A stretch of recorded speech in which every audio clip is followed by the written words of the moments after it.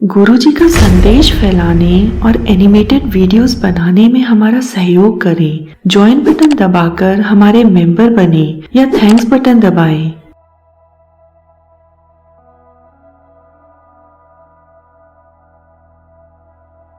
एक समय श्री गुरु नानक देव जी एक गांव में पहुंचे।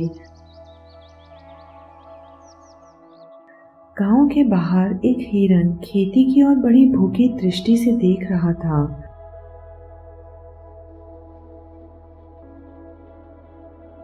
वह चाहता था कि वह खेत में आकर हरी भरी खेती को खाए। हिरन खेती खाने के लिए खेत की ओर बढ़ा,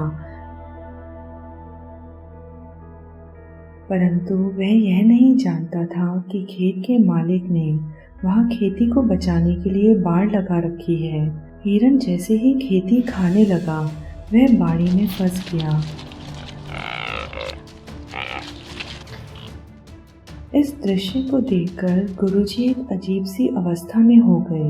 मन में विचार कर कहने लगे, हे मृग, यदि तू इस बेगाने खेत में भूख मिटाने के लिए ना आता तो तू कभी भी इंसान के जाल में ना फंसता।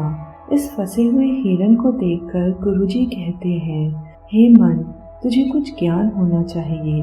तुमको यमदूतों ने एक दिन इसी तरह अपने काबू में करना है, अर्थात तुम्हें मौत एक दिन ऐसे ही आएगी जिस प्रकार खेत के स्वामी ने इस हिरन को पकड़ा है।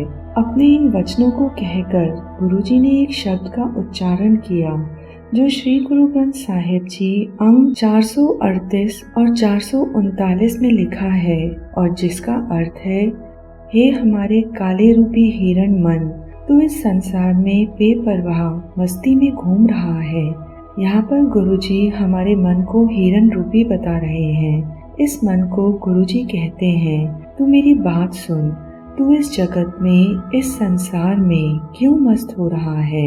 इस संसार में, इस फुलवाड़ी में जो तू फल खा रहा है वह आज तो तुझे मीठा लग रहा है, परंतु कुछ समय पश्चात यह तुम्हें मीठा नहीं लगेगा अथवा तुम्हें कष्ट देगा।